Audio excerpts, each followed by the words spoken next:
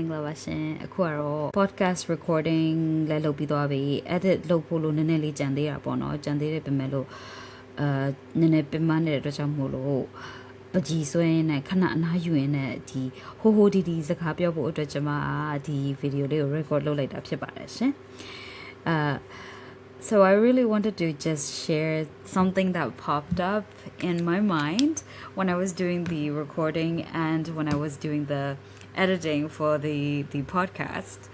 One of the things that I kept thinking about every time I do my recording is how much work I have to do. Like I have to do this thumbnail, which I haven't, by the way, because I still haven't figured out how to add the thumbnail to my YouTube video when I'm using Riverside, which is ridiculous. I'll figure it out, but right now at the moment my MacBook has it's not a crack, but it's like there's a big, huge, horrible, like I don't know, like 20 lines across it. It's because I think my graphic boards is fried or something and I need to go and have it fixed and I haven't done it yet. Because it's pretty pricey, and word of advice, if you're gonna buy something expensive that is above $1,000, it's much better if you could just buy insurance or just get the coverage. I had my Apple coverage, but it lapsed, forgot to renew it, which is stupid. Absolutely stupid. I don't even know whether I can renew it or not if I haven't applied for it at the beginning. I don't know. Anyway, of course, right after the coverage ended, the screen breaks. So the screen broke. So yeah, anyway, what was I saying? What was I gonna say? Oh, so yes. So every time I do these videos, right? I really want to be able to have some sort of passive income from my YouTube videos. I really want to be able to create content that is useful and not a waste of anybody's time, and content that's basically meets my interests and the audience's interests, right? And that's what YouTube content or any kind of content is really. Like, people's interests merge and then they're like, oh, I'll follow you because your content's pretty interesting. Anyhow, one of my biggest roadblock is the amount of things that I have to do, and they're tedious, right? Like I have to make sure that there's a description there. But before I do the recording, I also have to list all of the things that I have an idea of for the podcast episode, and I also need to write the script down, and also I've got to extract the vocabulary, and I make sure that every time I do the script for each of the episodes I include one idiomatic expression. So all of these things take a while for me, and that's just recording, and I'm doing all of that. I'm not saying that this is a special thing, by the way. I'm pretty sure that all the YouTubers, successful people, they do it. But that's what I'm getting to at. I'm getting to my point. The point is that I keep thinking that there's an enormous amount of work pre and during and post. And I always find it to be the biggest roadblock for me in uploading regularly and doing something regularly, despite my aim of wanting to have a YouTube channel that could actually be a potential passive income. Sorry, there's a strand of my hair in my mouth. Holy cow. All right, it's out. So, and I keep forgetting what was I saying? My gosh, my ADHD is really hitting me hard right now.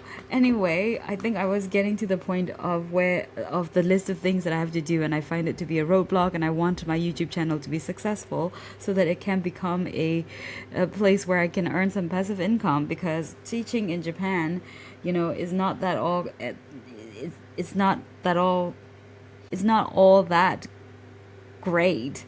I wanted to say not that all that cracks up to be, but I was like, am I using the right expression? Am I using the right word? Crack is such a dangerous word to use. But anyhow, zero filter,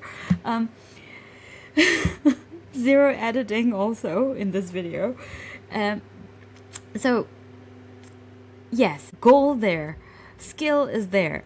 patience not there, I always see things as a roadblock. So when I was learning English when I was younger, right? Like today when I was making the video and then editing the podcast episodes, I realized that I should remember this one thing that my grandmother told me when I was younger. So when I was younger, I used to learn English, and I started learning English, and I had to do the same process as any language learner had to go through, which is to study the grammar, the grammatical structure, and the patterns of it. And there are so many rules and so many exceptions in English language grammar. And every time we cover a unit, I was very lucky also, by the way, my mom and my dad bought a lot of books for me. But those books would not have been as useful and effective if my grandmother were not there. She totally was the shining guiding light in my life. She taught me English, she taught me how to read, she taught me how to love reading, she taught me how to use these books. She guided me to become this independent learner that I became years later. So lucky as I may be, I was also very, not very enthusiastic about spending hours on end trying to learn these grammatical rules and practicing these in doing these exercises, sometimes like almost like 20,000 exercises almost. I mean, I would practice hours and hours. I guess I was really enthusiastic about learning English, and I just really enjoy spending time with my grandmother too. And I really wanted to learn to read, and read like books which were not just graded readers, because I really wanted to enjoy the books that were being written instead of like watered down versions of the books, because I like some of the characters and I really wanted to know more about these characters, and the graded readers never provided enough information for us, right? I mean, think about like how deep it is to be able to read Pride and Prejudice, the original version, versus the graded reader version. So anyway, I rest my case on this. So my grandmother told me, because I complained to my grandma a lot. I was like, oh, like, why do we have to learn all of these grammar things? Like, I don't want to remember any of these grammatical rules. And my grandmom looked at me, and then she said, there's one thing you can do, and that is you practice so hard. You practice so much that it becomes second nature to you, and you don't have to remember any of these grammatical rules any longer. And you know what? I did that. I practiced so hard. I think I finished one grammar book per day, in addition to finishing a graded reader a day also, because I was on it like one of those summers. I don't know what I was on, but I was on it. And it improved my language skills greatly. When the summer ended, I was way above the level that I had anticipated myself to be, because I went to the British Council Library and I took a few graded readers, and I realized that all of them were too easy for me. And when I actually borrowed Pride and Prejudice, I was like, this is my level. I can actually understand it. I was like 13, by the way. So I practiced so damn hard. Okay, it didn't happen in one summer, by the way. It just kept building up and building up throughout the younger tween years, I guess. And then suddenly, you hit that level, and all of a sudden you're like, I can do this. I can read Shakespeare now. I don't need to go back to graded readers anymore. And I guess the moral of the story here is I'm reminding myself that I need to do this YouTube video editing thing, uploading thing, so often that it becomes a ritual for me, and nothing seems like a huge deal, and it's not a big task anymore. That's what I was trying to say with my ADHD brain. Okay, all right. I think I was trying to de-stress with this video, but then I have now stressed myself out again.